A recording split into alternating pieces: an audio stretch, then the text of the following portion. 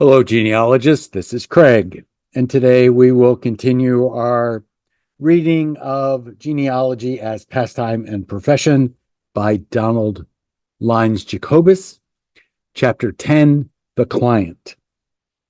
Come now and let us reason together. Isaiah.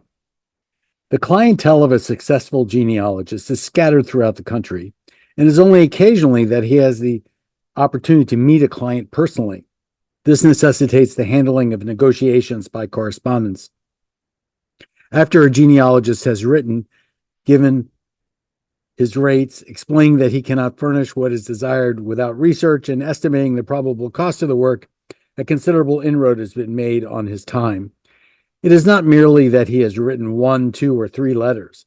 He has had to consider the correspondent's problem, consult his notes, and perhaps his books, study the best approach to the problem, and estimate the expense if his advice is accepted, and if, a large if, he gets the commission. After the genealogist has done all this, the prospective client may decide that the suggested cost is more than he cares to spend and drop the matter. This is his privilege, and he is the best judge of what he can afford. Nevertheless, it means, in the aggregate, much wasted time for the genealogist. In addition, letters are often received of the thank you and cordially yours type. Some write to offer the genealogist data they have collected and to request information in exchange. If the genealogist can furnish the desired information, and it is foolish enough to accept such an offer, the other party gets precisely what he wants, while the genealogist receives material that is useless to him unless some other later client happens to want just that material. And even then, he may not dare to use it if it is unreferenced or carries the least taint of inaccuracy. The proper answer to this kind of offer is to write that you are not interested in the material offered, but that you would consider an exchange if the writer can solve a problem of yours with record proof, and select one of your most difficult unsolved problems. Thus, politely, you can rid yourself of one of the worst pests known to the profession. This sort of person would not scruple to ask a minister to marry him without a fee, but offer in exchange to give him some notes that might someday come in handy for a sermon. Yet, after all, most such incidents, no doubt, are due to thoughtlessness and a lack of understanding of the genealogist's point of view. I once received a 16-page letter written by hand, which I plowed through, seeking to digest the stated facts of the problem until I reached the last page, on which the writer expressed her gratitude if I could give her the desired information. It was one of a dozen letters received in that mail, and I fear I was more than curt than is my custom in replying. Now, when a letter is long, I look at the last page first. My own mail, because of the fact that I published a magazine, has perhaps heavier than that of the average genealogist. There are many weeks when it required 2 full days working with a typist simply to take care of the correspondence. Again, most genealogists have no office outside the home, and this subjects them to many interruptions. Like all professional people whose income depends entirely on personal services, if they are ill or unable to work, they are earning nothing at just the time when they need increased earnings to offset increased expenses. These factors are mentioned for the benefit of the readers of the client class, who may unreflectingly suppose that because a genealogist asks so much an hour, he is high-priced and must earn a marvelous income. What a genealogist receives for an hour's work is not the sole consideration. His income is conditioned by the number of free hours per day or per week that are available for paying work. When writing to a genealogist who is a stranger, the prospective client should ask his rates and write briefly, yet given the essential names, dates, and localities to explain the object of the proposed research. It should always be specified whether the search is for the purpose of proving eligibility to a certain society. If satisfied with the genealogist's reply in terms, a second letter should give more complete details. Particularly any information the genealogist may have requested should specify what, if any, research has already been made so that the work need not be duplicated, and should fix a maximum limit of expense not to be exceeded.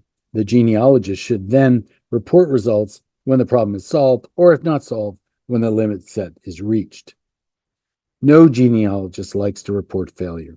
Those who have their ancestry traced do not always understand the conditions under which research is made. There are many classes of original records which may have a bearing on the solution of a problem.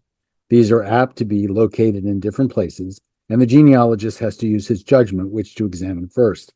Often, however, it is a matter of sheer luck whether the desired proofs are in the first class of records consulted or in the last. Not infrequently, it is necessary to collect the evidence bit by bit, here and there, until a case has been built up and a conclusion proved. If the desired information is found in a family or town history, it is because in the past the compiler did this fundamental research work and kindly made the results public in a book. The only question then is whether this printed work is adequate and can be relied on, or whether it is the haphazard product of a novice. The experienced genealogist should be able to advise whether to accept the printed word or not. Though it is always well to remember that no genealogical book is perfect, and all the genealogist can be expected to say is that a book is usually correct. If the original records are searched without success, the genealogist should not be blamed unless his report indicates inadequacy on his part. The genealogist, in dealing with a client, should not make his letters too curt. A friendly attitude and willingness to explain in some detail what he has done and why should make for good feeling on both sides. If the searcher is by nature too cold and reserved, he should do his utmost to assume the virtue he lacks and put something into the personal touch into his letters.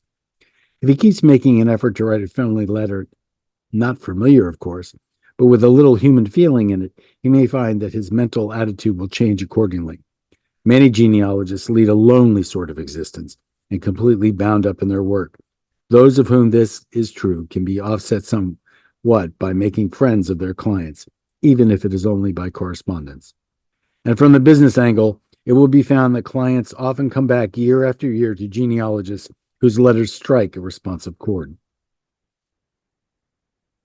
Remember, I am talking now to the young genealogist, that many of your clients live far from record sources or at any rate have never attempted original research personally, and in consequence have no conception of what you have to do to find what they want or what difficulties are apt to be encountered.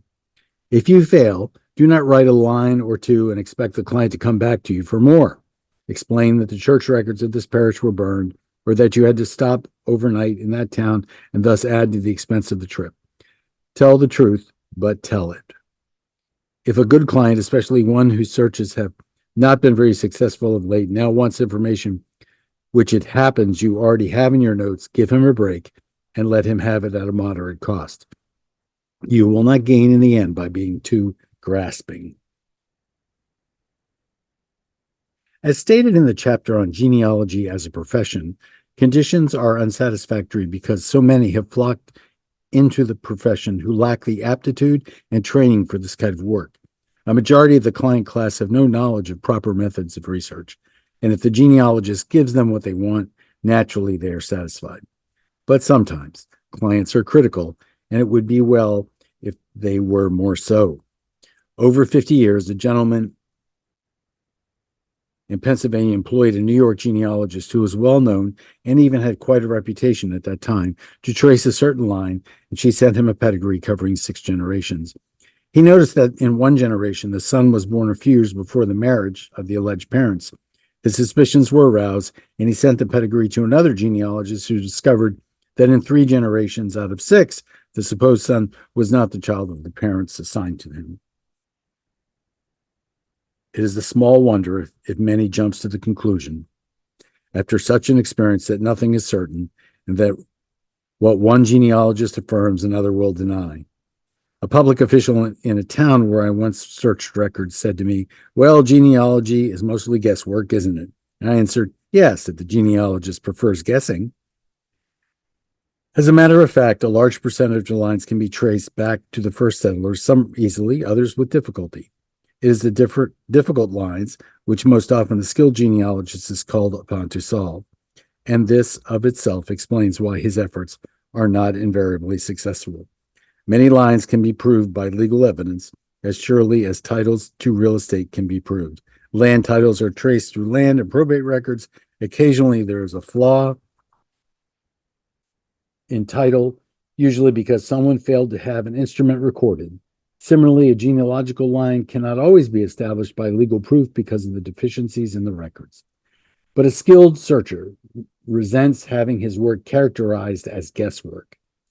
If properly done, it is just as certain as the work of the title searcher and requires fully as much care and knowledge. The difference is that the title searcher is a trained lawyer. Too often, the genealogist is an untrained enthusiast.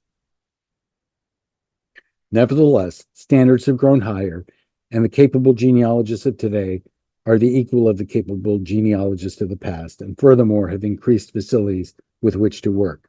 The New York genealogist referred to above would hardly achieve much of a reputation today, although competition in other lines of work and the allurement of genealogical profession attracts into it some incompetence.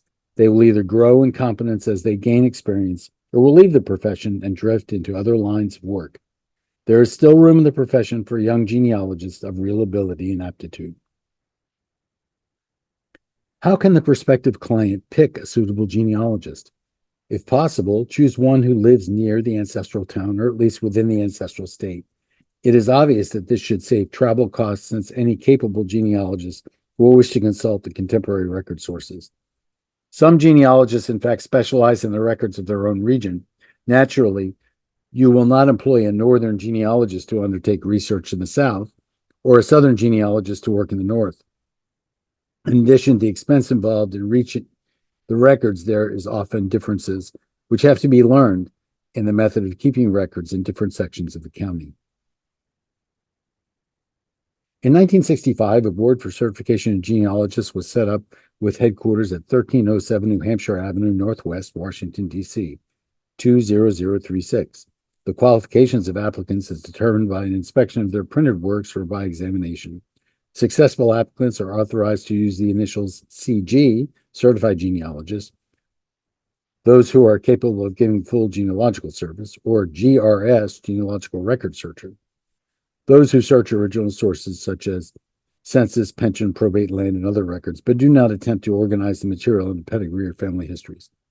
The use of these initials ought to give the client some measure of protection against incompetence, although no guarantee of proficiency is given. Many genealogists in active practice have submitted their credentials and are entitled to use these initials. Quite likely, a few who have built up a high reputation over the years have not bothered to apply to the board. It is suggested that clients select either a genealogist who has been approved by the board or one whose work has long been favorably known. In neither case can work be assured that will satisfy the client. There is one subject on which many people who are genealogically inclined feel strongly and seek professional advice, but which really does not concern the genealogist. This is the question of the correct spelling of the family name. I have been criticized for presuming to spell Granistus with one S and Talmage with but one L. And Mr. Clark wishes to have it understood that his name is not Clark. Clark the first time was spelled with an E and the second time without. The answer to queries and criticisms of this type is the correct way to spell your surname is the way you yourself spell it. We are reminded of old Waite Munson, who insisted on his name being spelled W-E-A-I-T because he liked the vowels in it. Every man is privileged to spell his own name as he sees fit, but because you and perhaps your father and grandfather spelled your name a certain way, it is no reason for being concerned to prove that your first American ancestor spelled it the same way. It is a matter of small importance whether he did or not, and our first American ancestors were too much occupied with serious matters to worry much about how their names were spelled. The spelling in vital records is not conclusive, since it may have been the error of a clerk. The spelling on gravestones is not always conclusive, for stonecutters make many mistakes. Even an autograph is not conclusive unless the writer was a man of some education, for oftentimes men spell their names differently in different signatures. Finally, if you prove to your satisfaction how your first American ancestor spelled his name, it does not follow that his English forebears spelled it the same way. The father of the first American ailing spelled his name Allen in signing his will. To show what a role the lack of education plays in such matters, there was a soldier in the Revolutionary War who bestowed the name of Marquis Lafayette on a son. The family moved to the frontier where little schooling was to be had, and the sons who had received the distinguished name wished to pass it along to his own son and had him christened Marcus Fayette. The name Marcus was handed down to the family, apparently in ignorance of its origin. The amateur or professional who gives undue importance to variations of spelling reveals himself as a novice. However, care must be exercised not to confuse similar names which were really distinct, and in copying from record sources, the exact spellings found in the record should be followed. A large number of Americans seem to be bewitched by heraldic devices, and to meet the demand, many genealogists dabble in heraldry and tell their clients the coats of arms they are entitled to. Since heraldry is not an American institution, there is nothing to prevent a person from appropriating any insignia of this kind to take the fancy. But establishing a right by European usage to a particular coat of arms is quite another story. Identity of surname is not sufficient. Identity of family is required. It is therefore necessary to trace the American family generation by generation back to a European progenitor who has a valid claim to the arms. The great majority of early American families were not armigerous. Even if they were, unless the ancestry has been traced to England and can be found in print with valid evidence fully presented, it is necessary to have special research made on the other side of the ocean. Some American families used heraldic devices in the first and second generation in this country, and it's generally conceded that this gives their descendants a good claim to use the same devices. But as a rule, conscientious genealogists should tell their clients frankly that they are not in a position to pass on a claim to the use of a coat of arms, and that unless the clients are satisfied to adopt a device of their own fabrication, the only recourse in research abroad, which 49 times out of 50 will not result in establishing the right to a foreign coat of arms. And it ends with a quote, "Kind hearts are more than cornets, and simple faith than Norman blood." Tennyson.